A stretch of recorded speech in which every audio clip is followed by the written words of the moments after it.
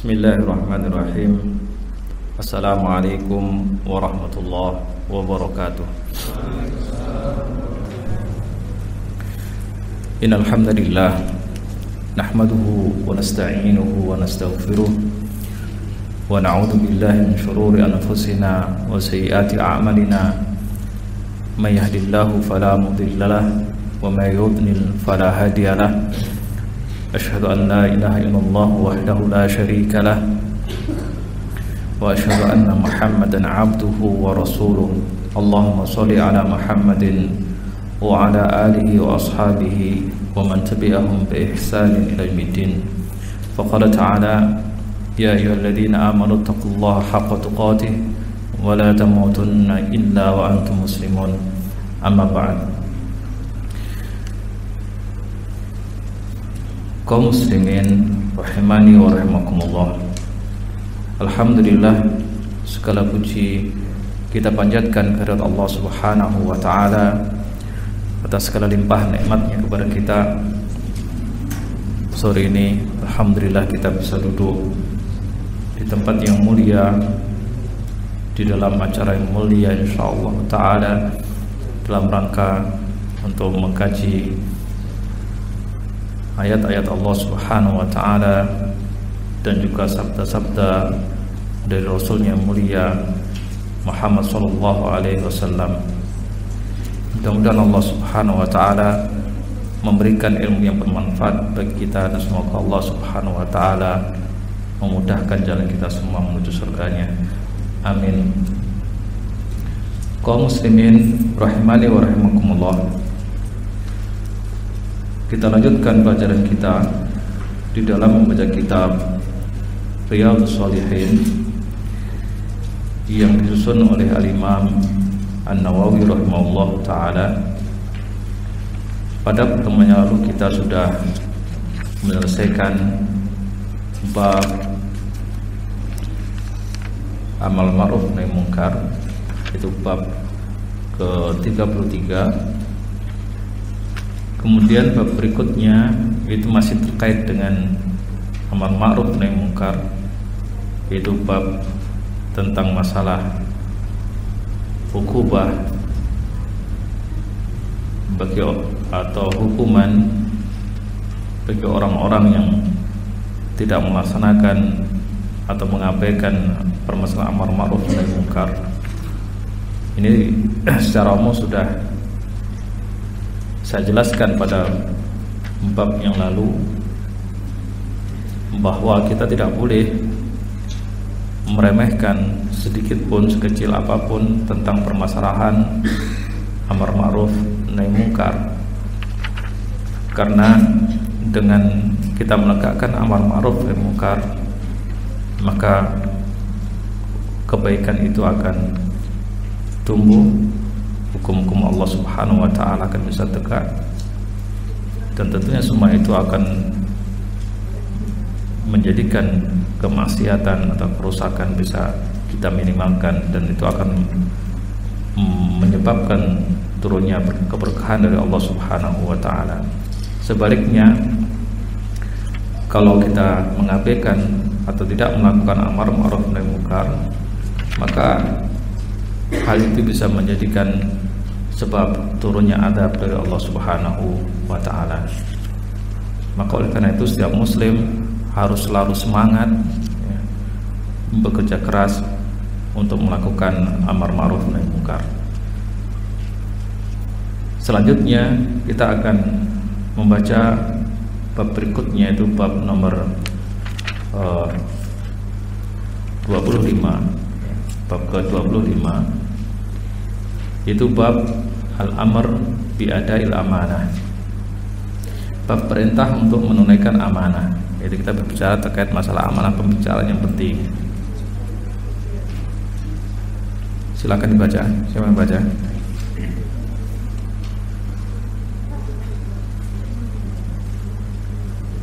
Siapa yang baca? Yang bawa buku? Iya, mulai dari bab amanah.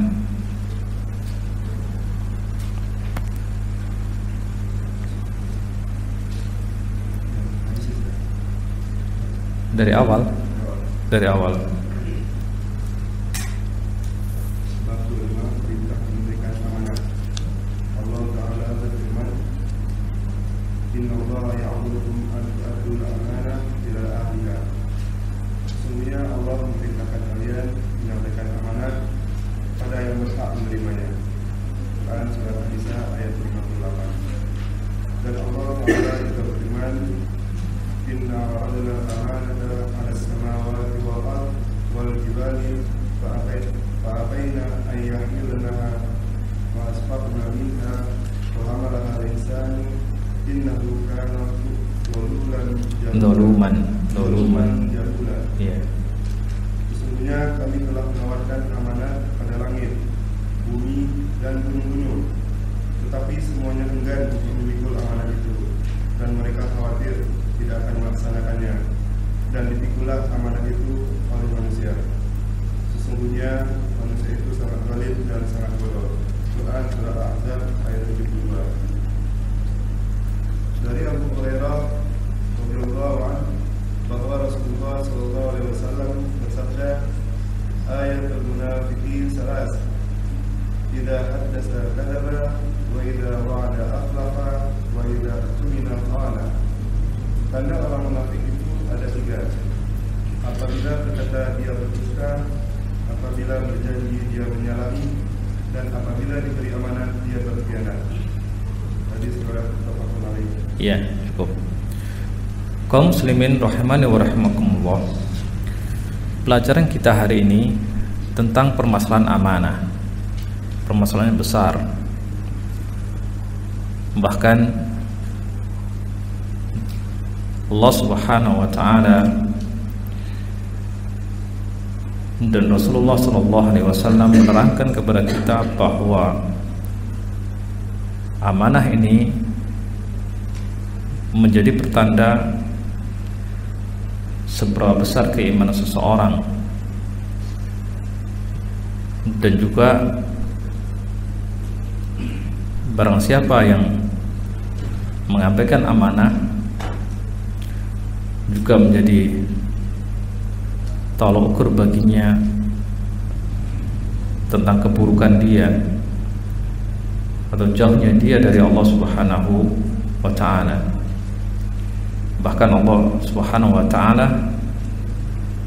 lewat lisan Rasulullah sallallahu alaihi wasallam menjadikan perilaku mengabaikan amanah itu sebagai pertanda kemunafikan. Maka ini pembicaraan yang penting. Pembicaraan yang penting. Apa itu amanah? Amanah secara bahasa berasal dari kata amina ya'manu, amnan wa amanan wa amanatan wa amanah, fahuwa amin.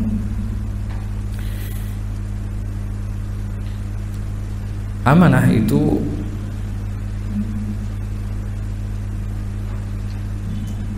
bermakna didul khianah, lawan dari khianat. Itu secara bahasa seperti itu. Maka kadang lafadznya bisa pakai amanah, aman, aman.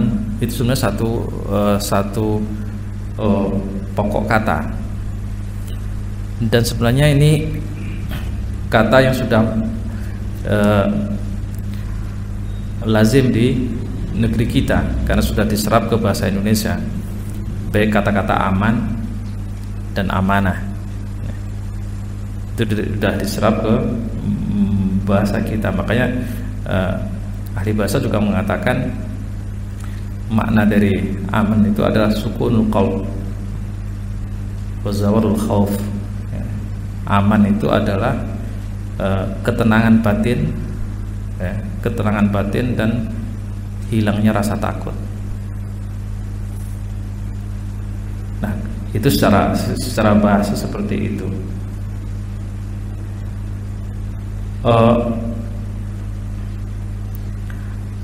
Adapun secara istilah syariah, amanah itu mempunyai dua makna. Yang pertama, makna secara umum, makna am, makna secara umum.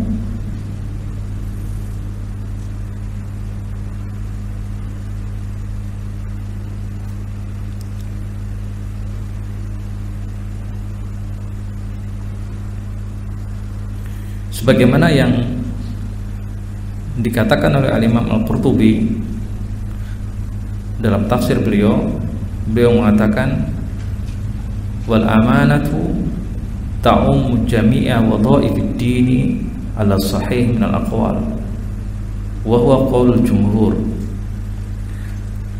Kata beliau, amanah itu mencakup segala perkara agama. Ini adalah pendapat dari jumhur. Jadi amanah itu secara umum artinya adalah segala perkara agama, baik yang berupa perintah maupun larangan. Itu makna amanah.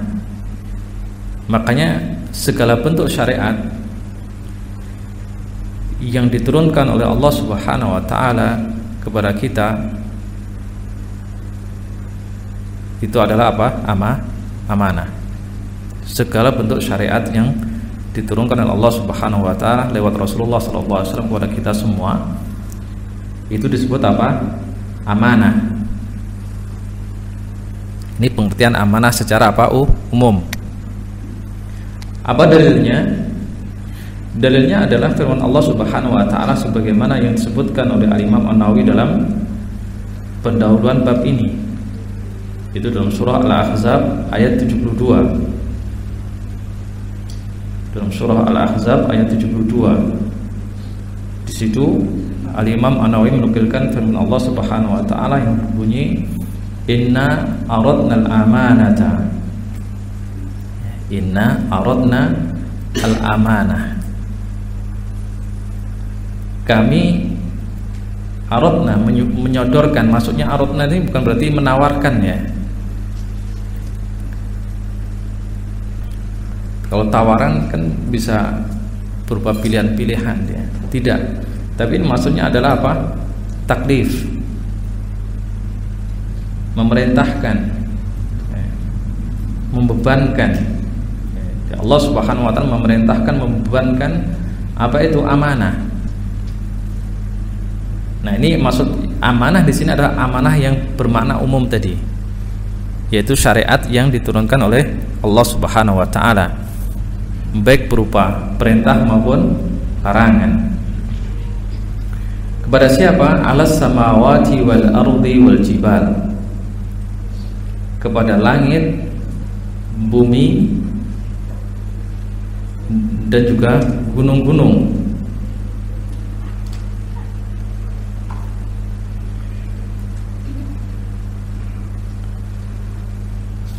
Jadi Allah Subhanahu wa taala memerintahkan kepada langit, bumi, dan gunung untuk apa? Melaksanakan amanah ini. Untuk melaksanakan syariat Allah Subhanahu wa taala. Mereka menjadi makhluk yang mukallaf, yang melaksanakan perintah dan menjauhi larangan, artinya mendapatkan beban syariat dari Allah Subhanahu wa taala. Fa abaina ay yahmilnaha wa ashfaqna minha. Akan tapi mereka, yaitu langit, bumi dan gunung, itu enggan untuk menerima apa? Perintah itu. Wa ashfaqna minha, dan merasa khawatir. Keengganan atau kekhawatiran dari makhluk-makhluk Allah ini bukan berarti mereka itu membantah, enggak, karena merasa enggak sanggup. Dan tentu mungkin ada pertanyaan dari kita, bagaimana benda-benda mati seperti bumi, gunung, langit itu bisa berbicara? Ini tentu berbeda antara kita dengan gunung. Ini adalah pembicaraan antara siapa? Allah Subhanahu wa Ta'ala, Al-Khaliq, pencipta, dengan makhluknya. Dan Allah Subhanahu wa Ta'ala mengatakan dalam Al-Quran apa? Antaqa kulla syai'. Allah itu mampu untuk apa? Membuat segala sesuatu itu apa? Berbicara. Karena semua ada ciptaan Allah Subhanahu wa Ta'ala. Dan yang memperkuat ini, yang menunjukkan bahwasanya langit, bumi, dan gunung-gunung bisa berbicara dengan Allah Subhanahu wa Ta'ala, bisa berkomunikasi dengan Allah Subhanahu wa Ta'ala. Semisal Allah sebutkan di dalam surah Fussilat ayat 11. Dalam surah Fussilat ayat 11 Allah mengatakan tsummastawa ila sama wa huwa dukhan. Kemudian Allah Subhanahu wa Ta'ala bersemayam di langit, dan pada waktu itu langit masih berupa dukhan, kabut. Ini awal penciptaan. Awal penciptaan. Faqala laha walil ardi i'tiya taw'an aw karhan. Maka Allah mengatakan kepada langit dan bumi, i'tiya, datanglah kalian kepadaku, taw'an aw karhan, baik itu sukarela atau terpaksa. Artinya ketika aku katakan kepada kalian berdua, langit dan bumi, untuk datang, maka pasti akan datang. Maka apa kata langit dan bumi? Qalata atina ta'iin. Ataina ta'iin. Kami akan datang dengan penuh ketaatan. Surah Fussilat ayat 11 ini menunjukkan bahwasanya benda-benda mati seperti langit, bumi itu bisa berbicara dengan Allah Subhanahu wa Ta'ala, berkomunikasi dengan Allah Subhanahu wa Ta'ala. Juga semisal dalam ayat lain Allah mengatakan tasabbihu lahu ma fis samawati wal ard. Semua yang ada di langit dan bumi itu bertasbih, memuji Allah Subhanahu wa Ta'ala. Walakin la yafqahuna tasbihahum, akan tapi manusia walakin la tafqahuna tasbihahum, akan tapi engkau wahai manusia tidak mengerti bagaimana cara mereka bertasbih. Ini merupakan apa? Akidah, keyakinan seorang muslim yang wajib kita ketahui, bahwa semua makhluk itu bisa berkomunikasi dengan Allah Subhanahu wa Ta'ala. Akan tapi kita tidak tahu bagaimana cara mereka berkomunikasi dengan Allah Subhanahu wa Ta'ala. Jangankan Allah Subhanahu wa Ta'ala yang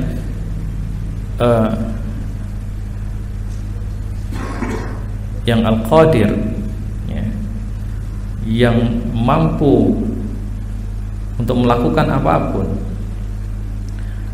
manusia saja sekarang dia bisa apa? Membuat benda-benda mati untuk berbicara, yang mungkin ribuan tahun yang lalu itu satu yang mustahil. Iya enggak? Apa contohnya? Ya HP itulah. Iya kan? HP ini kan benda mati, tapi begitu dikasih aplikasi tertentu bunyi dia. Jadi sebenarnya secara logika itu sangat mudah untuk dipahami. Wong manusia aja bisa kok untuk membuat benda-benda yang apa? Yang mati, dia itu apa? Berbicara. Apalagi dengan teknologi apa sekarang? Teknologi sudah apa kecerdasan buatan, udah semakin mudah untuk memahami hal-hal seperti ini. Nah, jadi langit, bumi, gunung-gunung menolak, nggak sanggup untuk menerima beban syariat ini. Wa hamalal insan innahu kana dzaluman jahula. Kemudian amanah ini diterima oleh manusia. manusia menyanggupinya. Yaitu semenjak siapa? Semenjak ayahanda kita Adam alaihissalam. Dan dengan begitu maka manusia menjadi makhluk yang paling mulia, gitu. Ya, karena dia mau untuk memikul beban syariat ini, maka dia menjadi makhluk yang mulia, bahkan lebih mulia daripada siapa? Malah malaikat, makhluk yang suci, yang nggak pernah bermaksiat kepada Allah Subhanahu wa Ta'ala, selalu patuh kepada Allah Subhanahu wa Ta'ala. Kan tapi ketika manusia dia bersedia untuk menerima beban syariat ini, amanah ini, maka dia lebih mulia dari makhluk manapun. Bahkan malaikat dan juga jin yang waktu itu diwakili oleh iblis disuruh oleh Allah Subhanahu wa Ta'ala untuk sujud kepada Adam. Wa qulna lil malaikati isjudu li Adama fasajadu illa iblis. Nah, ini amanah yang dalam pengertian umum, yaitu syariat Allah Subhanahu wa Ta'ala. Dan di sini Allah menjelaskan apa? Innahu kana zaluman jahula. Innahu kana zaluman jahula. Para ulama berbeda pendapat di dalam menafsirkan yang dimaksud dengan zaluman jahula. Orang yang sifat zalim dan bodoh ini dikaitkan dengan seluruh manusia atau sebagian saja. Maka semula mengatakan sifat zalim dan bodoh ini itu hanya untuk orang kafir. Bagi orang yang beriman, maka Allah Subhanahu wa Ta'ala menolongnya sehingga mereka terbebas dari kedzaliman dan kebodohan. Dengan bukti keimanannya tersebut, maka dia terlepas dari sifat zalim dan bodoh. Sebagian lagi mengatakan bahwasanya sifat zalim dan jahil ini itu meliputi semua manusia, yang mukmin maupun yang kafir. Akan tapi yang mukmin dia mendapatkan petunjuk, mendapatkan hidayah dari Allah Subhanahu wa Ta'ala, sehingga dia bisa menghindarkan diri dari sifat kedzaliman dan kebodohan. Pada prinsipnya kedua pendapat tadi mirip. Artinya orang-orang beriman ketika dia bersedia dan berupaya untuk melaksanakan syariat Allah Subhanahu wa Ta'ala, berarti pada waktu itu dia telah berupaya untuk membebaskan diri dari sifat sifat zalim dan sifat jahal. Ketika kita beriman kepada Allah Subhanahu wa Ta'ala, melaksanakan perintah dan menjauhi larangan Allah Subhanahu wa Ta'ala, maka berarti pada saat itu kita berupaya menjauhkan diri kita dari sifat yang disebutkan oleh Allah dalam surat ini, yaitu innahu kana zaluman jahulan. Sebaliknya, kalau kita tidak mengindahkan, melanggar syariat Allah Subhanahu wa Ta'ala, maka sifat zalim dan jahil ini akan terus melekat pada diri kita. Dan itu na'udzubillah, kita tentu tidak ingin disebut seseorang yang zalim dan orang yang bodoh. Dan semua ini tentu bertingkat-tingkat sesuai dengan tingkat keimanannya. Kedzaliman dan kebodohan itu bertingkat-tingkat sesuai dengan tingkat iman. Semakin tinggi keimanan seseorang, maka kedzaliman dan kejahilannya semakin sedikit. Sebaliknya, semakin rendah atau semakin kecil keimanan seseorang, maka kedzaliman dan kejahilannya semakin semakin besar. Dia berbanding terbalik. Kedzaliman dan kejahilan itu berbanding terbalik dengan keimanan. Nah, ini yang dimaksud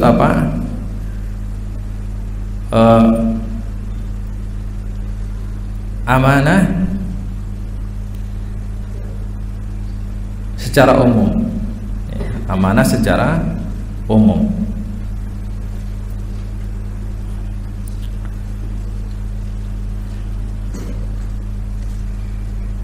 Adapun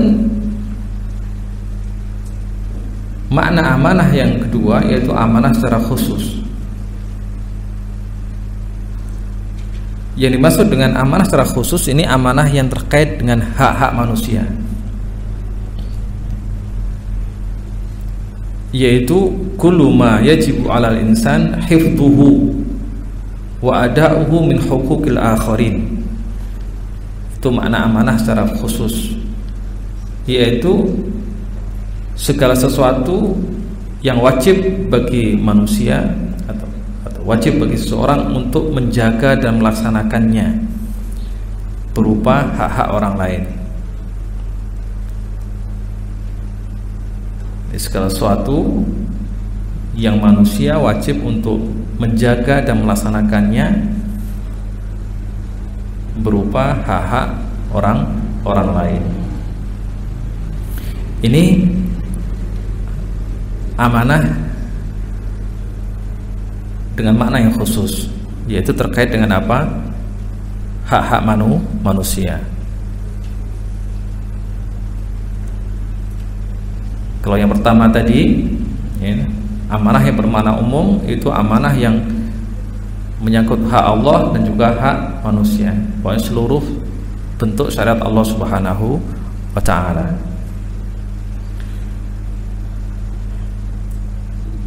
Dan inilah yang diisyaratkan oleh Al-Imam An-Nawawi dalam buku beliau ini. Ya, makna amanah yang khusus ini sebagaimana beliau isyaratkan dalam bab ini ketika beliau menukilkan firman Allah Subhanahu wa ta'ala dalam surah An-Nisa ayat 58. Dalam surah An-Nisa ayat 58 Allah Subhanahu wa ta'ala mengatakan apa? Innallaha ya'murukum an tu'addul amanati ila ahliha. Innallaha ya'murukum, sesungguhnya Allah Subhanahu wa ta'ala memerintahkan kamu. Ini kata Syekh Ibnu Utsaimin, ini bentuk kalimat yang secara balaghah itu sangat kuat ya. Bentuk kalimat yang sangat kuat. Karena Allah Subhanahu wa ta'ala menyebutkan dirinya di situ ya. Kemudian juga menyebutkan siapa yang diperintah, yaitu manusia. Ini bentuk apa? Bentuk kalimat yang sangat tegas, yang sangat kuat. Artinya ini perkara yang penting. Secara balaghah seperti itu. Daripada misalnya dibuat kalimat apa? Ini amurukum misalnya. Saya menyuruh kalian. Maka kalimat ini lebih kuat daripada bentuk kalimat yang itu. Ini sekaligus menunjukkan bahwasanya amanah itu perkara yang sangat penting. Harus menjadi perhatian kita semua. Allah sebutkan innallaha ya'murukum, sesungguhnya Allah Subhanahu wa ta'ala memerintahkan kamu wahai manusia. Apa yang diperintahkan oleh Allah? An tu'addul amanati ila ahliha. Kalian tunaikan, kalian jaga, kalian tunaikan. Itu ada, itu begitu maknanya. Kalian jaga, kalian tunaikan al-amanat. Amanah itu ila ahliha, kepada yang berhak. Nah, maka di sini kalau kita lihat dalam ayat ini Allah Subhanahu wa ta'ala memakai bentuk jamak di sini. Al-amanat. Kalau dalam ayat yang tadi yang terkait amanah secara umum itu amanah. Ini subhanallah luar biasa. Ini juga menunjukkan bahwasanya amanah yang terkait dengan hak-hak manusia itu banyak macamnya.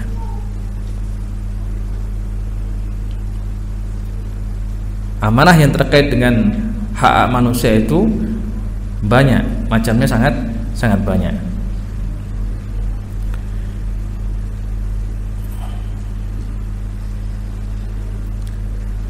Di antara bentuk amanah yang terkait dengan hak-hak manusia, yang pertama yaitu al-huquq al-maliyah ats-tsabitah bi uqudin kal wada'i wal qurud wal ijarat wa nahwiha aw biduni uqudin kal luqatah wa ma yajduhu al-insan min amwalin nas ad-dha'i'ah minhum.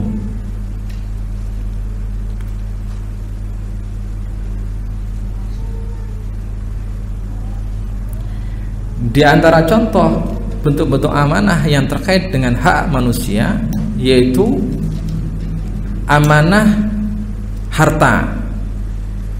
Amanah harta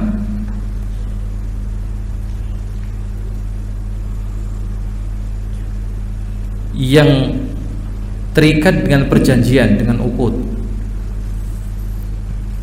Amanah yang terjadi di antara manusia disebabkan adanya uqud, adanya akad, adanya perjanjian. Seperti apa? Seperti wadi'ah. Seperti wadi'ah.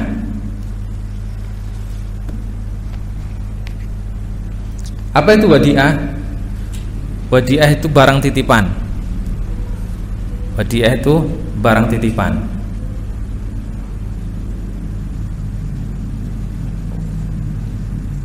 Kullu wadi'ah amanah. Setiap wadi'ah itu amanah. Karena seseorang dia menitipkan barang kepada orang lain karena dasar apa? Percaya dia. Maka orang yang dititipi itu berarti amin, pemegang amanah. Dan para ulama membahasnya dengan detail, misalnya dalam kitab fikih bab wadi'ah. Di antara kaidah-kaidah yang harus dipahami oleh seorang muslim dalam masalah wadi'ah, bahwa barang titipan itu adalah amanah. Oleh karena itu dia tidak boleh oleh karena itu yang pertama dia harus menjaganya. Jangan sampai barang titipan tersebut rusak atau hilang. Itu yang pertama, dia harus menjaga, jangan sampai barang tersebut rusak atau hilang. Kemudian yang kedua, dia tidak boleh memanfaatkan atau mengambil keuntungan dari barang titipan tersebut dalam bentuk apapun, kecuali ada izin dari pemilik barang tersebut. Kemudian yang ketiga, amanah wadi'ah itu adalah salah satu bentuk ta'awun, salah satu bentuk tolong menolong, sehingga bagi orang yang menerima barang titipan dia akan mendapatkan pahala dari Allah Subhanahu wa ta'ala.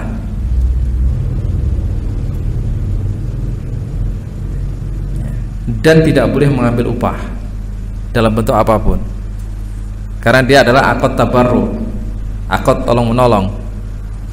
Jadi kalau ada seseorang menitipkan barang kemudian diminta upah, itu namanya bukan wadi'ah ya. Akadnya bukan wadi'ah, jadi jelas-jelas saja ini akadnya wadi'ah atau ijarah, sewa. Dari awal harus jelas.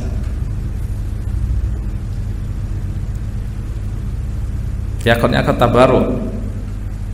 Kemudian yang keempat, karena dia akadnya adalah akad tabarruk, maka orang yang dititipi barang dia tidak menanggung resiko, tidak memberikan jaminan kalau seandainya barang tersebut rusak atau hilang ya.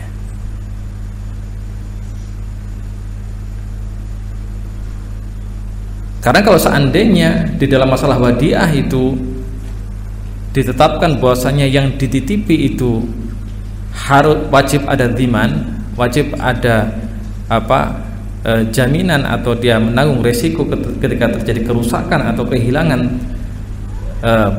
barang yang dititipi, tentu nggak ada orang yang mau dititipin, nggak akan mau. Ya sudah, jaga sendiri itu barangmu. Gitu. Makanya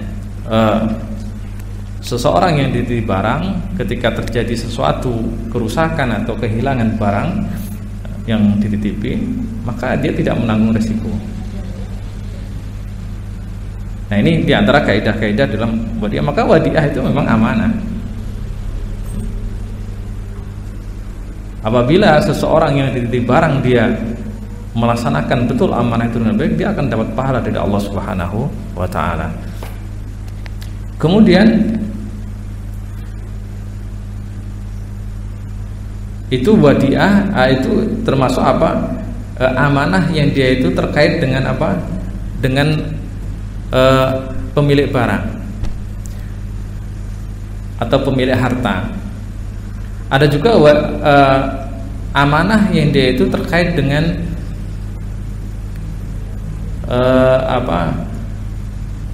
orang lain atau orang yang mendapatkan harta, yaitu apa? Al-ariyah, pinjaman. Kalau wadiah kan nitip.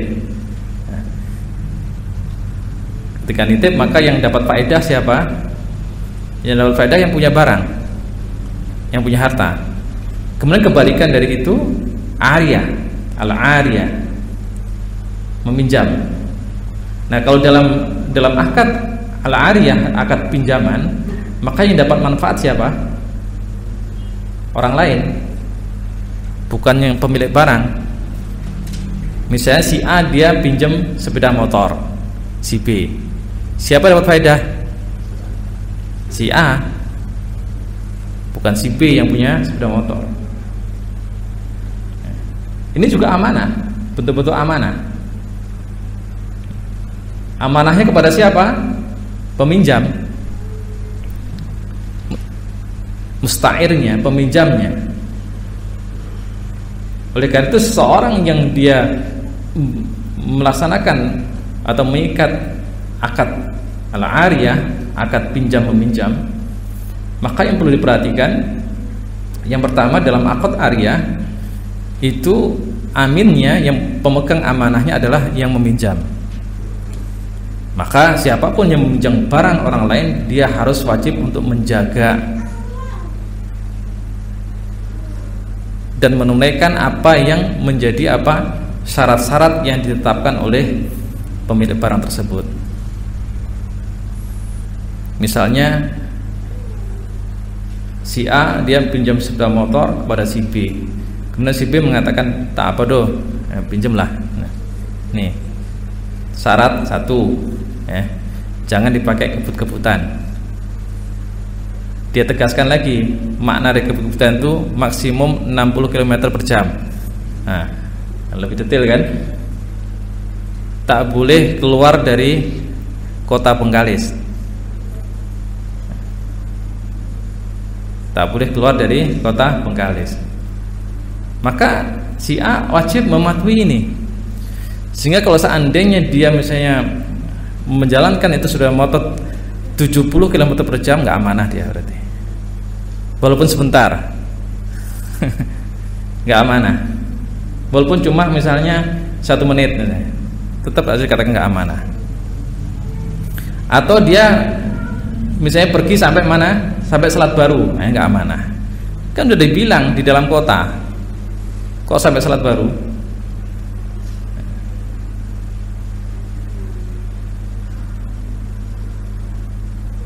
Nah, ini apa? Akad ariyah seperti itu. Kemudian di dalam akad ariyah itu akadnya mirip juga dengan apa? Akad wadiah tadi, dia akad tabarruk, akad tolong menolong. Tidak ada upah di situ. Tidak ada upah di situ. Tidak boleh ada keuntungan di situ. Oleh karena itu, pemilik barang tidak boleh dia kemudian setelah selesai dikembalikan itu barang katakan, mana duitnya? Itu nggak boleh. Nggak boleh. Sehingga seseorang yang dia meminjamkan barang kepada orang lain, dia mendapatkan pahala dari Allah Subhanahu wa taala. Karena berarti dia menolong orang lain.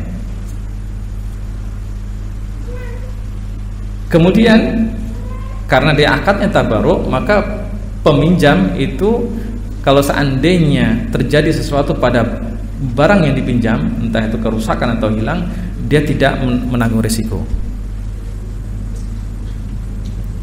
Dia tidak menanggung risiko.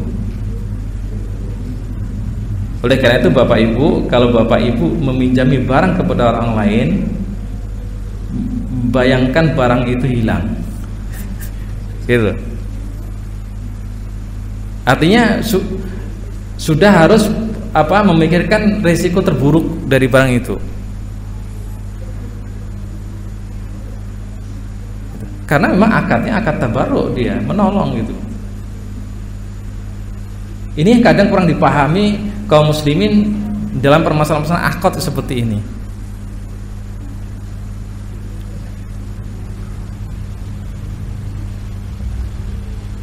Nah, ini juga bentuk amanah. Nah, kalau tadi pemegang amanah di wadiah itu adalah yang dititipin, yang dititipin. Kemudian kalau dalam akad ariyah, yang pemegang amanah yang meminjam, yang meminjam. Kemudian ada juga masih dalam bentuk amanah yang berdasarkan akad, ya, berdasarkan perjanjian. Tapi ini memberikan maslahat kepada kedua belah pihak, yaitu seperti ijarah, sewa menyewa. Di dalam sewa menyewa, di dalam akad ijarah, yang menyewa ataupun yang menyewakan itu semua dapat faedah, ya. Yang menyewakan dia dapat faedah berupa uang dan sebagainya, ya. Kemudian yang menyewakan juga begitu. Yang menyewakan, misalnya yang menyewakan rumah misalnya, dia dapat faedah uang dan sebagainya. Yang menyewa dia dapat faedah dari manfaat dari barang yang dia sewa. Nah, ini juga bentuk amanah yang memberi faedah kepada kedua pihak. Akan tapi pemegang amanah siapa? Yang menyewa. Pemegang amanah yang menyewa. Nah, berbeda dengan dua akad sebelumnya. Kalau wadiah, dan wadiah itu barang titipan, ya, akad titipan. Ariyah itu akad pinjam. Itu adalah bentuk-bentuk akad tabaruk, akad tolong menolong dia. Nah, berbeda dengan ijarah. Ijarah ini bukan akad tabaruk dia. Makanya dia ijarah ini adalah akad yang sifatnya lazim, dia mengikat kedua belah pihak, sehingga tidak boleh dibatalkan kecuali ada izin dari kedua-duanya, ada kesepakatan dari kedua-duanya. Sehingga di dalam masalah ijarah itu harus jelas, mulai dari barangnya harus jelas, speknya seperti apa. Kemudian harga atau upah dan ujurahnya itu juga harus jelas. Sewanya itu berapa harus jelas. Kemudian waktu sewanya itu juga harus jelas. Nah, ini akad ijarah. Sehingga ketika seseorang dia misalnya menyewa rumah, maka dia harus amanah sesuai dengan perjanjian yang dia buat. Misal dia menyewa ruko misalnya, kemudian pemilik ruko dia mengatakan, saya tidak mau ruko saya misalnya dibuat menjadi pabrik misalnya, atau menjadi rumah makan atau untuk bengkel, maka ya harus dipenuhi. Harus dipenuhi. Karena pemilik barangnya mengatakan seperti itu, dan penyewa adalah amin, dia pemegang amanah, dia harus memenuhi apa yang disyaratkan oleh pemilik barang tersebut. Nah, ini yang saya sebutkan tadi itu adalah contoh-contoh ya dari wadiah, ariyah, ijarah, itu bentuk-bentuk amanah yang ada akad, ada perjanjian. Ada juga amanah itu yang dia biduni akad, biduni uqud. amanah yang dia itu terjadi bukan disebabkan adanya akad. Contohnya apa? Luqatah. Contohnya adalah luqatah. Luqatah itu barang temuan. Barang temuan ini juga amanah, gitu. Karena itu adalah apa? Hak orang lain, bukan hak kita. Dan para ulama juga membahasnya, ya. Para ulama membahasnya tentang apa pembahasan luqatah ini, barang temuan ini, dan sebagian memisahkan antara barang temuan itu berharga, tidak berharga, ya. Sebagian lagi menganggap secara umum saja semua barang temuan. Intinya di dalam masalah luqatah barang temuan, seseorang harus memahami itu adalah barang orang lain. Tidak boleh gampang untuk memiliki atau memanfaatkannya.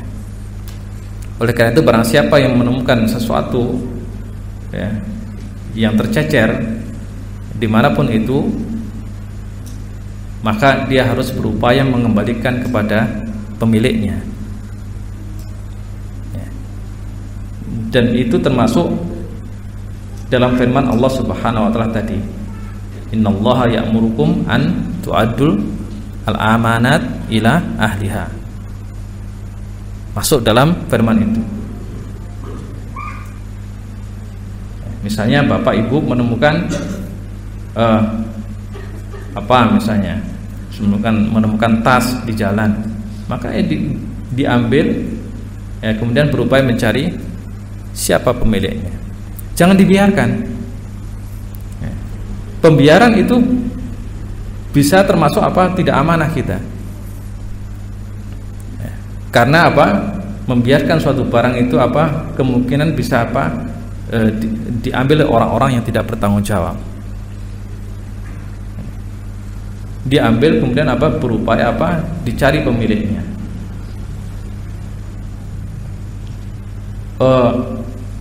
Bagaimana kalau seandainya tidak jumpa pemiliknya? Ketika tidak jumpa pemiliknya, maka ada dua sikap yang bisa kita laksanakan. Yang pertama yaitu kita serahkan barang temuan tersebut kepada waliul amr, pemerintah, ya. Dalam hal ini kalau di negara kita kepada siapa? Kepada polisi, ya, kepada kepolisian. Atau kalau misalnya di masjid, ya kepada pengurus masjid, ya. Pokoknya kepada orang-orang yang diberi kewenangan untuk mengurus yang seperti itu. Ini sesuai keumuman keumuman dari kaidah bahwasanya sultan itu adalah waliyu man la waliyalahu. Sultan, pemerintah itu adalah wali bagi orang yang tidak punya wali. Walaupun sebenarnya hadis ini berbicara tentang permasalahan wali nikah, tapi bisa dikiaskan untuk yang seperti ini. Jadi secara umum pemerintah itu adalah penanggung jawab terhadap sesuatu yang tidak ada tuannya, tidak ada penanggung jawabnya, tidak ada pemiliknya. Maka seperti tanah-tanah yang tidak dimiliki pribadi, itu adalah dikuasai oleh pemerintah.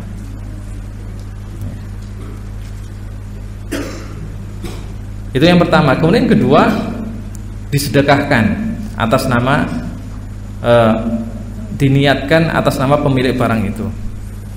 Mungkin kita tidak tahu namanya kan, jadi ini barang saya sedekahkan, misalnya ternyata uang, misalnya kan uang 500.000 misalnya, sedekahkan ke masjid misalnya, atau kemana di tempat-tempat yang ma'ruf, yang baik, yang dakwah di situ, diniatkan untuk pemilik barang tersebut, pemilik harta tersebut, walaupun kita tidak tahu namanya. Itu dua hal yang bisa kita lakukan kalau seandainya kita tidak bisa menemukan pemiliknya, ya. Jadi itu termasuk amanah, ya, termasuk amanah. Kemudian bentuk kedua dari amanah yang terkait dengan hak manusia,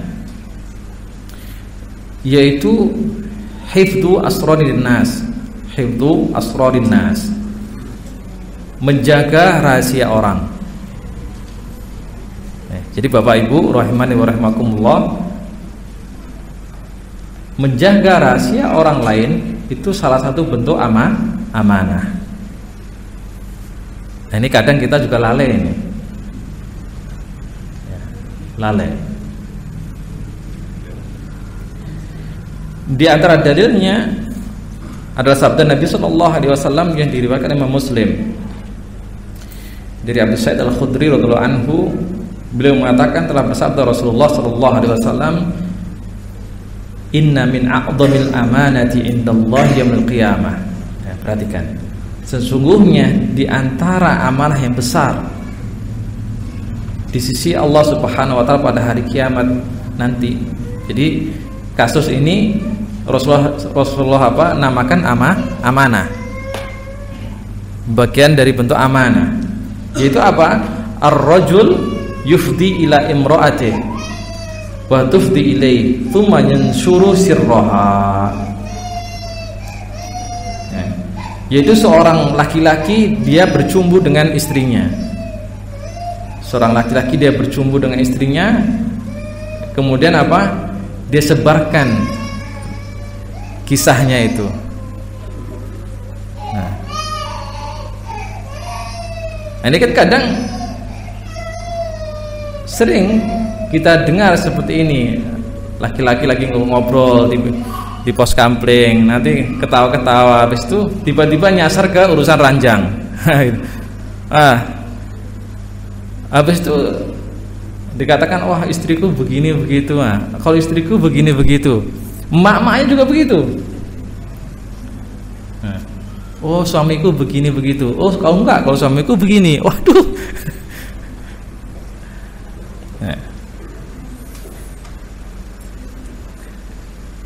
Nah, itu secara perkataan ya. Sekarang lebih apa? Lebih mengerikan lagi sebenarnya urusan ini. Segala sesuatu yang berhubungan dengan suami istri, kemesraan suami istri diposting bahkan. Ini kan naudzubillah udah ngeri gitu loh. Sedikitnya amanah kita. Tengok itu. Ya, diposting di Instagram, di Facebook. Lagi mandi bareng dengan istrinya, lagi ciuman dengan istrinya, subhanallah, ya Allah, naudzubillah min dzalik. Iya enggak? Iya kan? Mudah-mudahan kita enggak, mudah-mudahan, amin. Itu fakta, Bapak Ibu, ya, fakta itu. Ini apa yang disabdakan oleh Nabi itu fakta terjadi di zaman kita ini. Bagaimana? Karena maksudnya yufdi ila imraati ini tidak hanya jima saja, enggak, ya segala hal yang menyangkut kemesraan. Itu seharusnya dirahasiakan itu loh.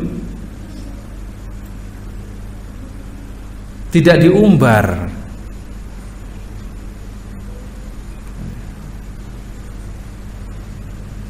Berarti seseorang, baik itu laki-laki maupun perempuan, ketika dia menyiarkan rahasia-rahasia suami istri ya, kepada orang lain, berarti dia tidak amanah. Tidak amanah. Karena hubungan-hubungan intim, kemesraan antara suami istri itu termasuk asrar, termasuk rahasia-rahasia yang harus dijaga.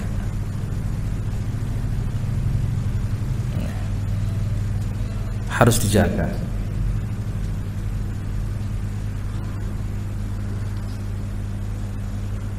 Dalam urusan amanah ini, menjaga rahasia suami istri ini mengerikan zaman sekarang. Ya. Sudah begitu vulgar, bebas seseorang itu menyebarkan rahasia suaminya atau menyebarkan rahasia istrinya.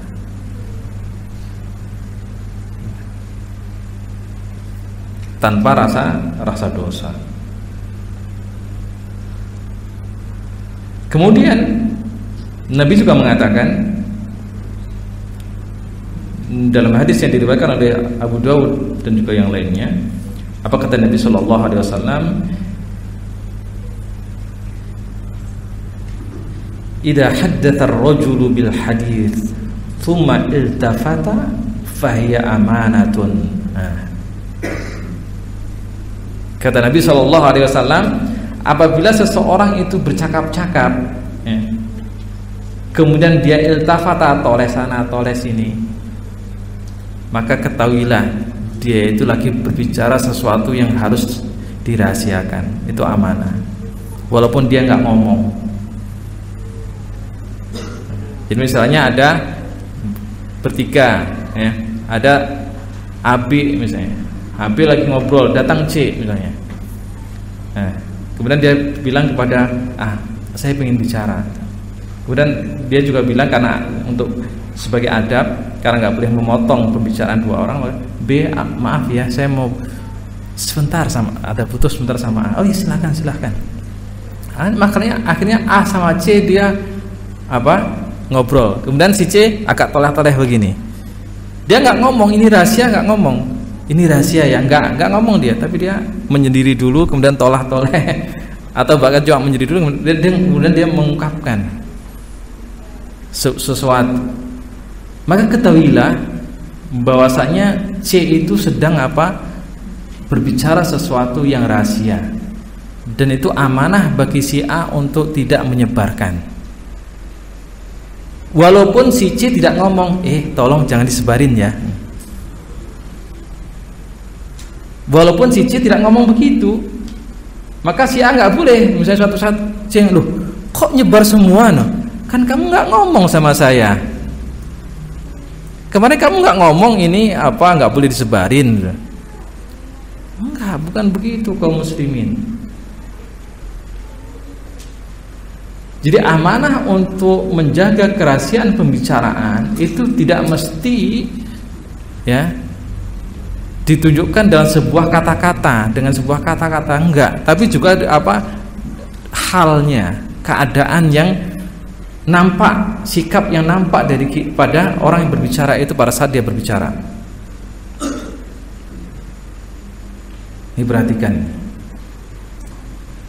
Dan sering kali kita jumpai ini, banyak dari kita nggak amanah dalam urusan ini.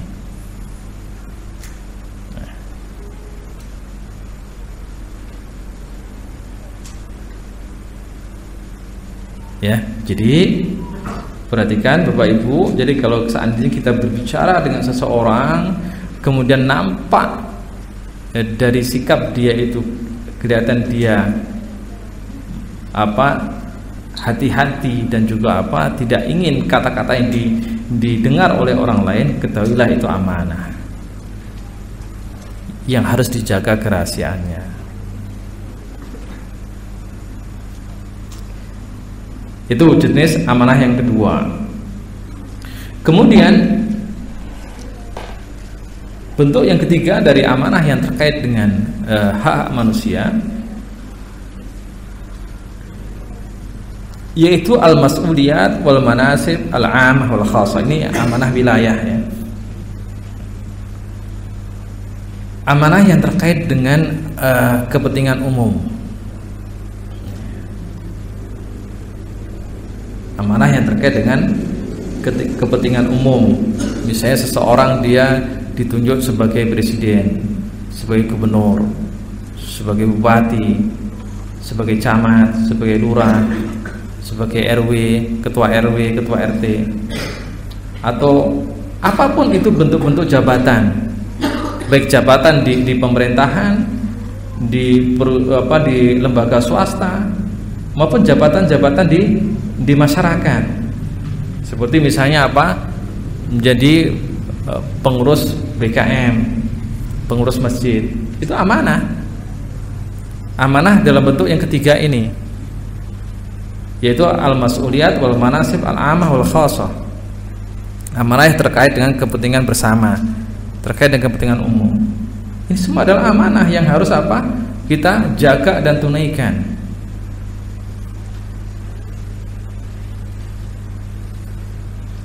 Dan ini masuk kepada keumuman hadis Nabi Sallallahu Alaihi Wasallam yang diriwayatkan Imam Bukhari dari Abi Hurairah radhiyallahu anhu, yang mana Rasulullah mengatakan, idza duyi'atil amanatu fantadhiris sa'ah. Apabila amanah itu telah dilalaikan, telah diremehkan, maka tunggulah hari kiamat. Artinya meremehkan amanah itu merupakan salah satu tanda-tanda hari kiamat memang, tapi tanda-tanda kecil, dan itu sudah terjadi.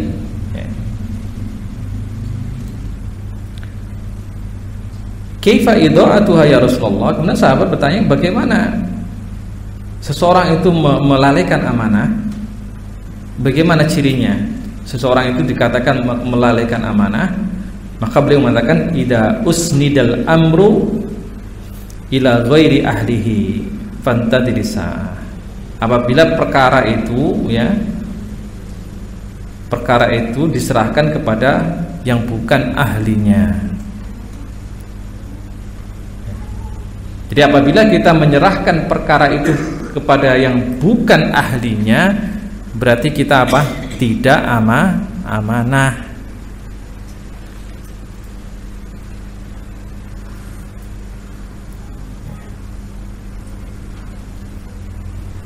Itu. Misalnya kita menyerahkan urusan pembelajaran pendidikan kepada orang yang memang tidak mengerti sama sekali urusan pendidikan. Ngertinya cuma pegang cangkul misalnya. Dia ngertinya bertani, nggak ngerti sama sekali ilmu pendidikan. Gara-gara dia menyatakan dapat wangsit, dia mimpi ketemu Nabi katanya, diangkat pula jadi guru besar. Ini ya opo kayak ini? Ini nggak amanah kayak gitu. Atau orang yang kerjanya sehari-hari hanya duduk-duduk di jalan, bahkan mungkin kebiasaannya meminta-minta secara paksa orang lain, tiba-tiba didudukkan jadi di pemerintahan, bisa menjadi anggota DPR, DPRD ini. Nggak tahu sama sekali ilmu pemerintahan, ya rusak akhirnya sistem pemerintahan itu. Taunya dia duduk-duduk di jalan kok, nggak pernah belajar sama sekali ilmu pemerintahan, tiba-tiba didudukkan di pemerintahan, rusak.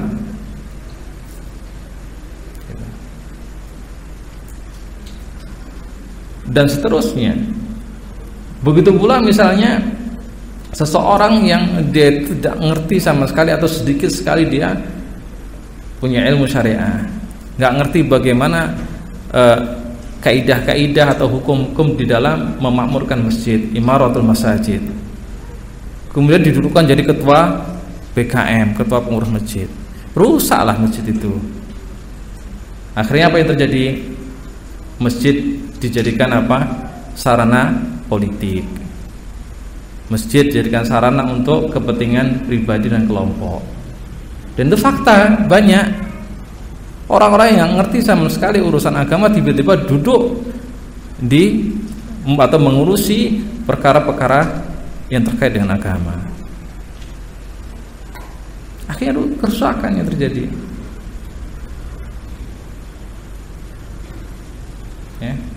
Akhirnya kerusakan yang terjadi karena kita memberikan amanah itu kepada yang bukan ahlinya.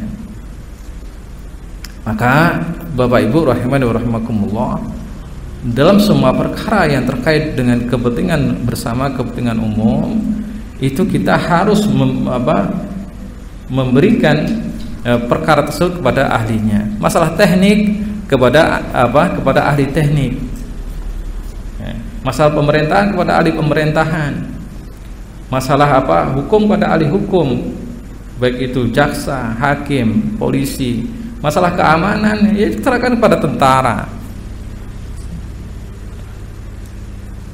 Sehingga sebenarnya nggak perlu, kalau kita betul-betul amanah dalam urusan ini, kita nggak perlu misalnya buat ormas-ormas yang mirip tentara. Ngapain, itu malah ngerusak gitu. Iya. Yang suka suka pakai baju kayak tentara. Akhirnya bingung, yang tentara asli itu yang mana itu? Kok banyak tentara yang KW malah, bahkan lebih garang yang KW ini biasanya. Gitu loh. Itu akibat apa? Salah satunya akibat kita nggak amanah gitu. Tidak menyerahkan sesuatu itu pada ahlinya.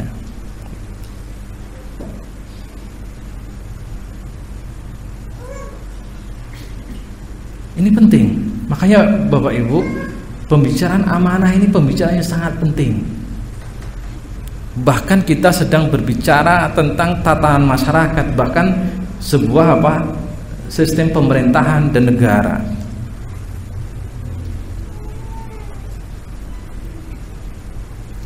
Karena keberhasilan, kebaikan sebuah tatanan masyarakat atau negara ini salah satunya masalah amanah ini. Maka mengapa masyarakat madani, yaitu masyarakat yang di zaman Nabi dan para sahabat itu menjadi suatu simbol atau tolok ukur tentang keberhasilan sebuah tatanan masyarakat, itu ada kuncinya masalah amanah. Kan sering kita mendengar masyarakat madani, itu kan masyarakat Madinah kan, mengacu pada kehidupan di zaman Nabi dan para sahabat. Amanah, ini masalah amanah. Maka pembicaraan penting. Semua yang terjadi carut marut, segala macam gejolak, persoalan yang terjadi sekarang ini di negeri kita, ini masalah apa? Duyiatil amanah. Akar permasalahan di situ. Amanah itu apa? Disepelekan. Amanah itu diremehkan. Amanah itu tidak dipedulikan.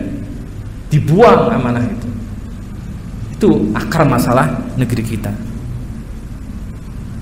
Sehingga terjadilah berbagai macam persoalan satu selesai muncul lagi terus tanpa henti.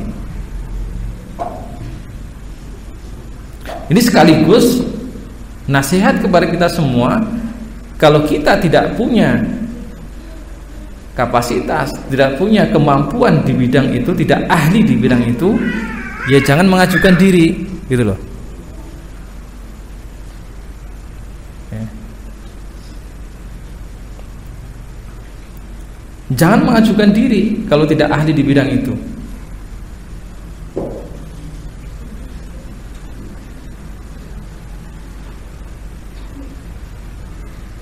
Karena banyak sekarang ini orang yang tidak punya keahlian tapi sok-sok ahli gitu loh. Sehingga akhirnya rusak.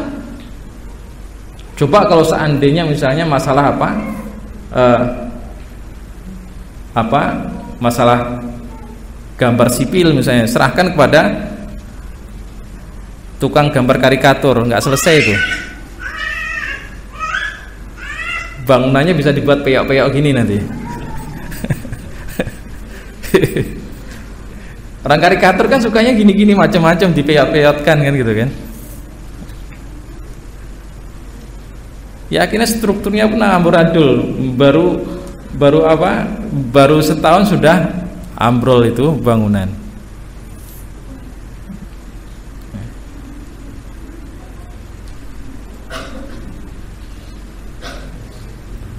Baca Al-Quran terbata-bata, bahasa Arab nggak tahu, ya. Tiba-tiba muncul jadi guru besar gitu. Dari mana gitu. Akhirnya terjadi berfatwa yang salah, sehingga dia pun akhirnya sesat dan menyesatkan orang lain.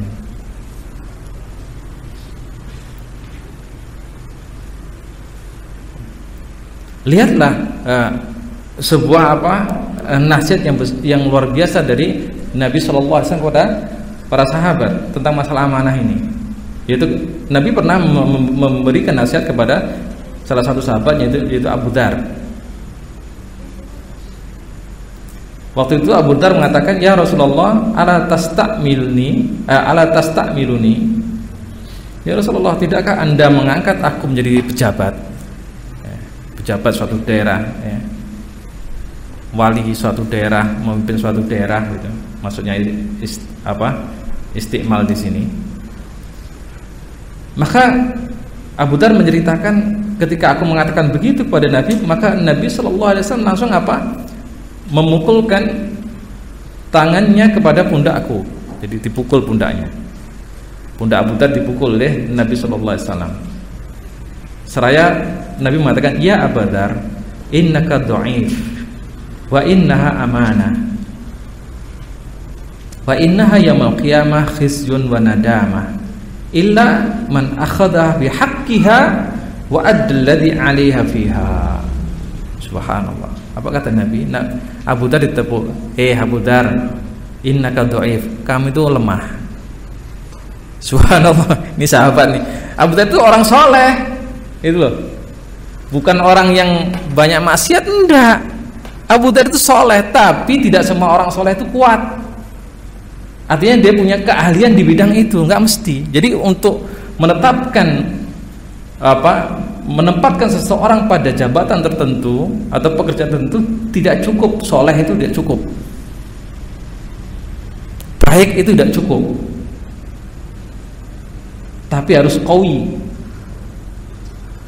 Makanya dalam Al-Quran apa? Allah sebutkan, inna khaira man istajarta al-qawiyul amin.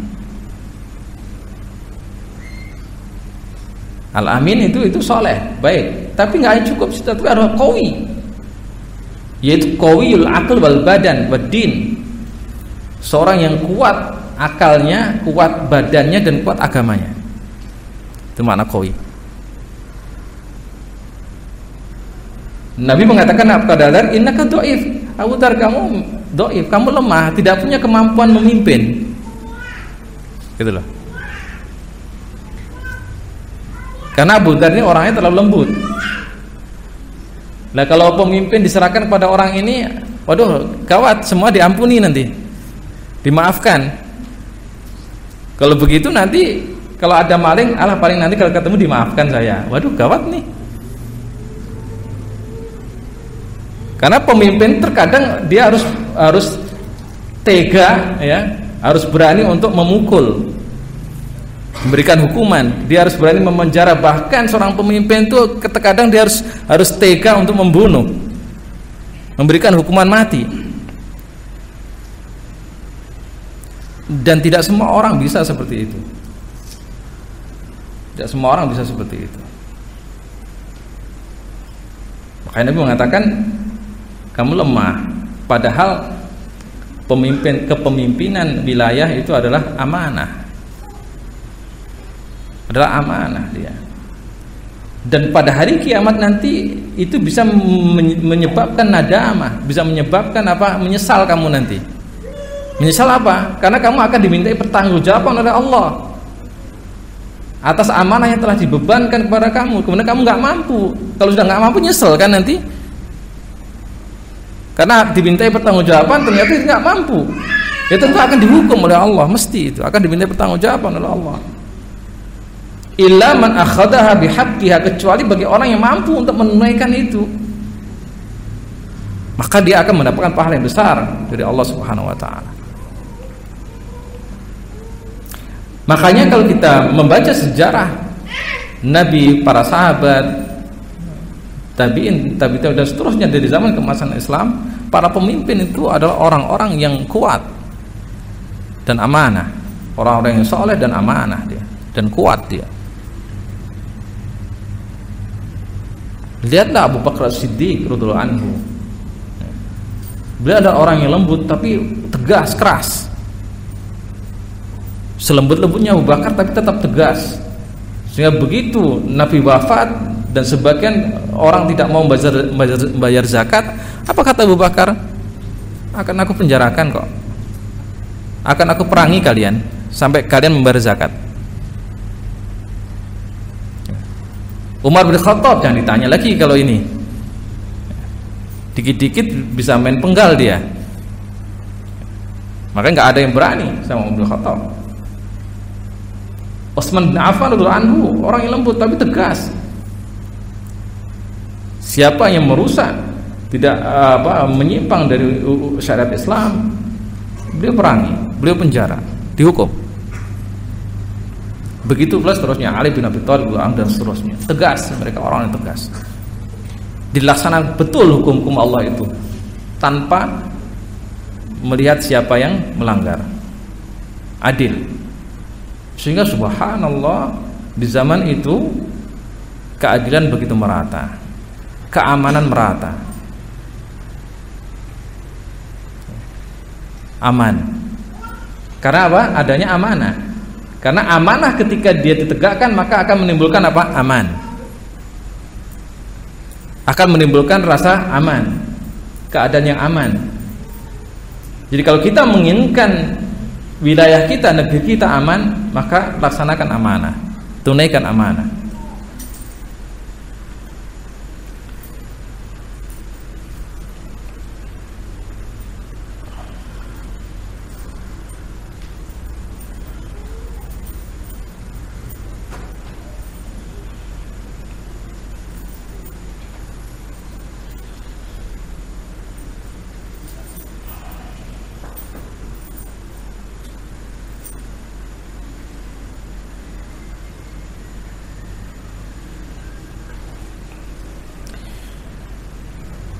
Selanjutnya di dalam kitab ini, masya Allah, jam maghrib jam berapa maghrib?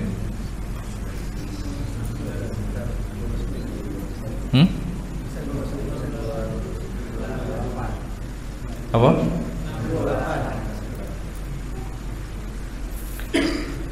Ya udah apa?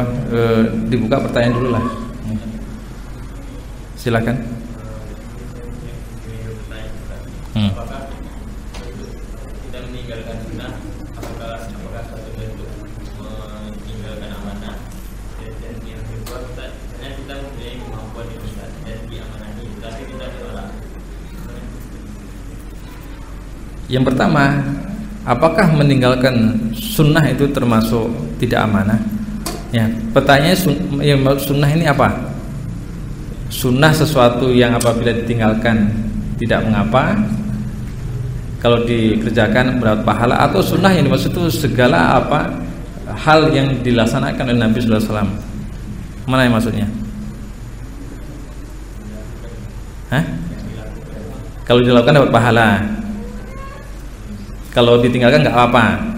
Contoh misalnya sholat rawatib, sholat sunnah rawatib misalnya, atau yang misalnya sholat qobliyah sebelum sholat wajib itu misalnya, ya seperti itu ya. Kalau yang dimaksud dengan sunnah itu ada sesuatu yang apabila ditinggalkan tidak mengapa ya, dan kalau dilaksanakan itu dapat pahala, maka ketika dia meninggalkannya tidak masalah, tidak mengapa, tidak berarti dia meninggalkan amanah, tidak, karena memang hukumnya begitu. Tapi kalau seandainya dia melaksanakan sesuatu yang sunnah tadi, seperti sholat sunnah qobliyah, sholat sunnah ba'diyah, sholat tahiyatul masjid misalnya, sholat witir, itu tentu dia akan mendapatkan pahala dari Allah Subhanahu Wa Taala dan dianggap lebih amanah daripada yang tidak mengerjakan. Karena apa? Berarti dia melaksanakan perintah Allah Subhanahu Wa Taala secara umum, amanah secara umum. Maka tentu yang terbaik adalah dengan melaksanakan hal-hal tersebut, sehingga apa, tingkatan amanahnya lebih tinggi dibandingkan dengan yang tidak mengerjakan. Kemudian yang kedua, seperti yang kedua, ya, mempunyai kemampuan misalnya di bidang tertentu kemudian dia menolak, itu adalah pilihan ya. Dan banyak dari para ulama dia punya kemampuan untuk di bidang sesuatu, mereka sering tidak mau untuk duduk misalnya jadi hakim ya, atau jabatan-jabatan yang sesuai dengan bidangnya, tidak mau karena takut ya, takut tidak mampu melaksanakan amanah, itu tidak ada masalah. Tapi kalau seandainya dia punya kemampuan kemudian menyanggupi untuk melaksanakan amanah tersebut sesuai dengan kemampuan keahlian dia, maka itu yang lebih baik ya, maka itu yang lebih baik. Wallahu a'lam bishawab. Dan yang lain ya. Waalaikumsalam.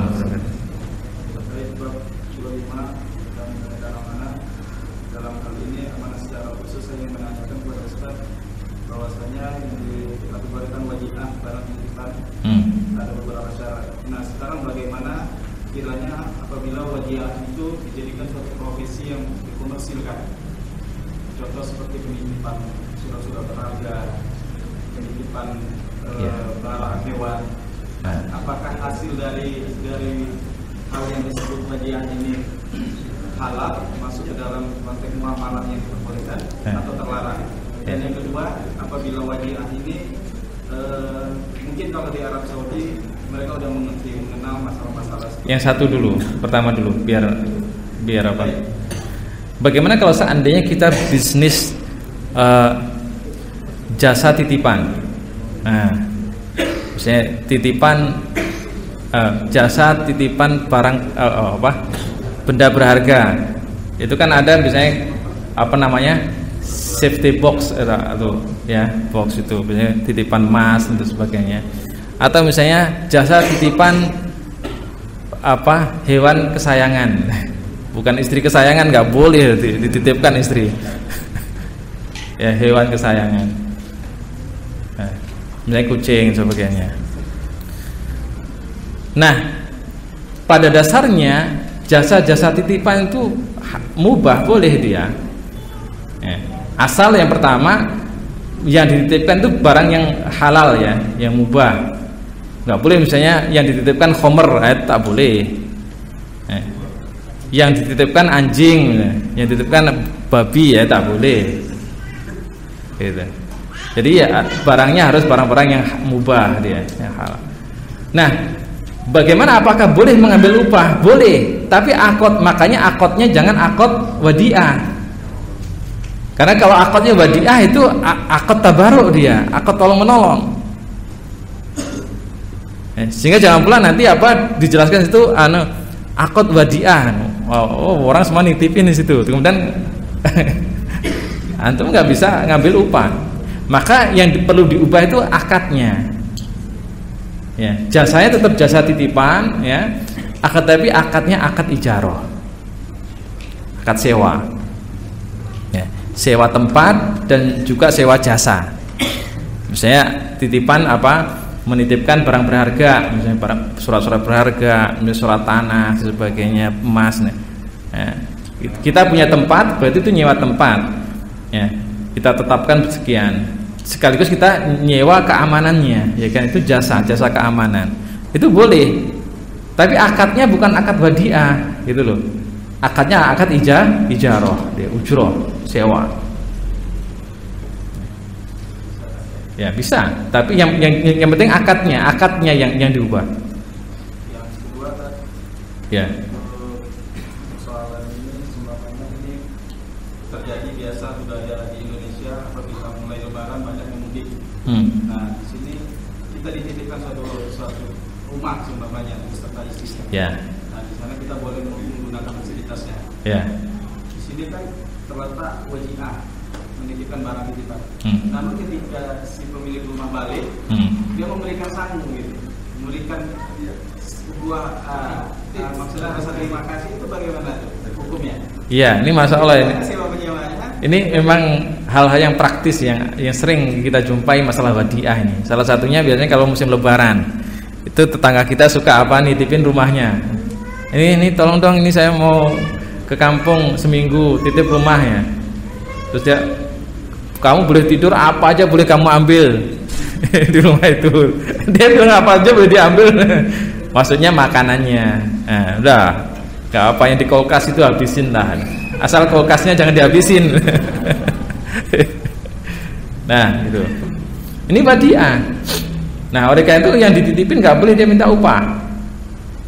Bagaimana kalau seandainya setelah pulang kemudian yang pemilik rumahnya dia, ini ada hadiah dari kampung, nggak apa-apa, karena apa? Itu dalam bentuk hadiah, itu hadiah namanya, bukan upah dia.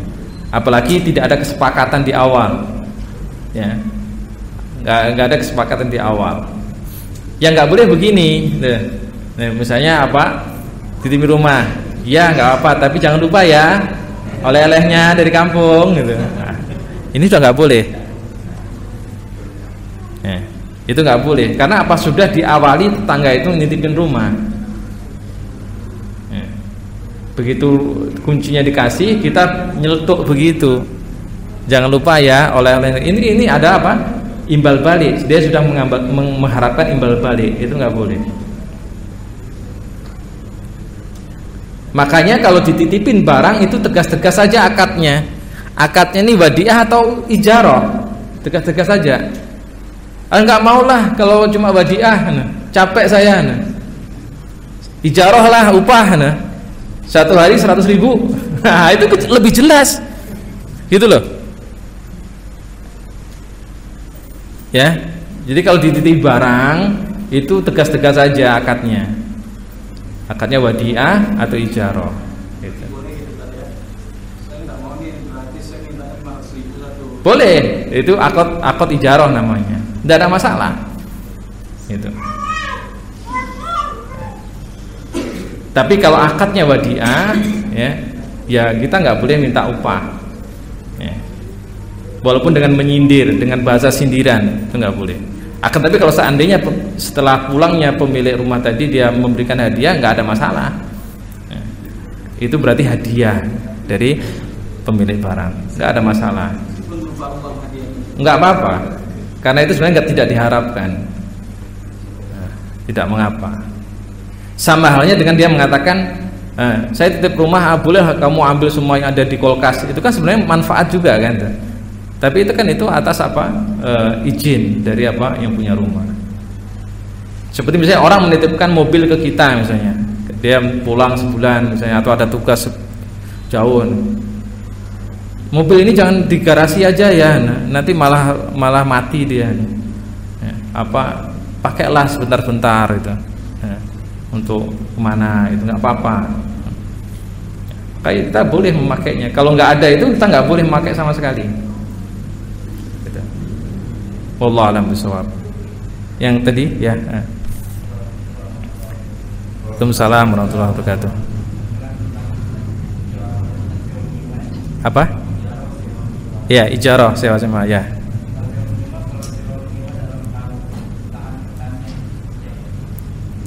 Sewa menyewa lahan pertanian. Apa yang dipermasalahkan?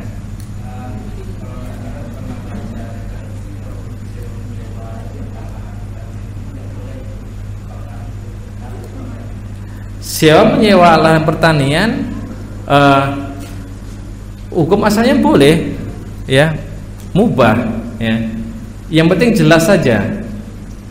Misalnya menyewa lahan, misalnya lahan 1 hektar, ya, ijarah ini, akadnya ijarah misalnya, mulai 1 hektar selama 1 tahun, misalnya 10 juta misalnya, ya, 1 hektar selama 10 tahun, jelas tanahnya jelas 1 hektar letaknya di mana, ya jelas. Kemudian ujrohnya, sewanya jelas 10 juta misalnya, terus masanya setahun, maka ini tidak mengapa. Yang seperti itu tidak mengapa. Tidak ada masalah. Yang sering mungkin yang sering terjadi di masyarakat itu gade sawah. Itu beda itu. Gade sawah sebenarnya ini adalah konsepnya hutang piutang sebenarnya. Jadi seseorang dia punya sawah, kemudian digadekan pada orang yang punya uang. Ya. Yang sebenarnya dia pengennya itu adalah utang sebenarnya. Ya. Kemudian yang punya uang dia berhak untuk mengelolanya. Nah, ini yang nggak boleh. Ya. Sama kayak sistem pegadaian, mengatasi masalah tanpa masalah. Tanpa masalah bagi pegadaian, bagi kita masalah itu. Itu sebenarnya di bab rohan, bab rihan itu, gade itu. Nanti kita akan mungkin lain waktu kita bahas. Jadi tidak mengapa menyewa lahan itu tidak ada masalah. Yang penting jelas itu, lahannya jelas, kemudian sewanya jelas, kemudian masanya jelas. Ya. Karena sistem pengolahan lahan itu macam-macam, bisa ijarah seperti ini tadi. Bisa juga dengan sistem syirkah, kerjasama, ya. macam-macam bentuknya dia. Ada musaqah, macam-macam lah bentuknya. Ya. Jadi boleh, ya, tidak mengapa. Wallahu a'lam bishawab. Ada yang lain? Ya. Waalaikumsalam warahmatullahi wabarakatuh.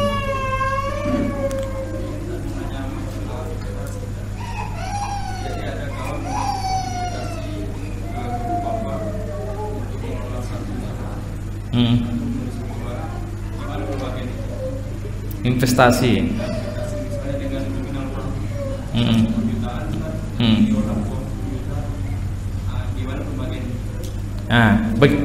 Bagaimana kalau seandainya seseorang dia mau menginvestasikan uang, katakan 10 juta untuk sebuah usaha. Nah, itu aturan hukumnya seperti apa? Hukum syariah seperti apa? Nah, itu sebenarnya ini pembahasannya di syirkah. Kerjasama. Pembahasannya di syirkah. Bagi seseorang yang dia punya uang, nanti macam-macam bentuk syirkah. Syirkah itu ada 5 macamnya. Ada namanya syirkatul abdan. Ya, syirkatul abdan itu 1 atau 2 orang atau lebih dia punya skill. Ya. Misalnya sama-sama tukang, ya, sama-sama tukang, atau sama-sama misalnya arsitek dia, ya, arsitek teknik sipil dia bergabung kemudian membentuk usaha jasa konsultan engineering. Ya. Nah, ini syirkatul abdan. Karena apa? Mereka bergabung membentuk sebuah kerjasama, modalnya bukan uang, tapi modalnya abdan, badan, kemampuan, skill. Nah, kemudian ada juga yang syirkatul inan. Syirkatul inan ini adalah 1, 2 orang atau lebih, ya, 2, 3 dan seterusnya. Karena kerjasama minimal kan 2 orang, ya, 2, 3 atau lebih. Dia bekerjasama yang mana semua kedua belah pihak ini, ya, semua pihak ini dia menyetorkan harta dan juga badan dia. Dia menyetorkan modal dia dan juga mengelola bareng-bareng. Nah, ini namanya inan. Kemudian ada juga syirkatul wujuh, yaitu kerjasama yang didasarkan pada kepercayaan, trust, jah. Bukan karena dia punya harta, bukan karena dia punya skill, enggak, karena kepercayaan. Contoh misalnya si A dia dipercaya oleh misalnya pabrik sandal gitu. Kemudian si B dia dipercaya sama ada orang punya ruko. Udahlah B, kamu daripada nganggur ruko itu pakailah terserah, gratis. Nah, akhirnya dia ketemu A, B. Ya udah kalau begitu kita buka toko sandal aja. Kamu kan sudah dipercaya itu bisa pakai ruko itu. Dan saya pabrik sandalnya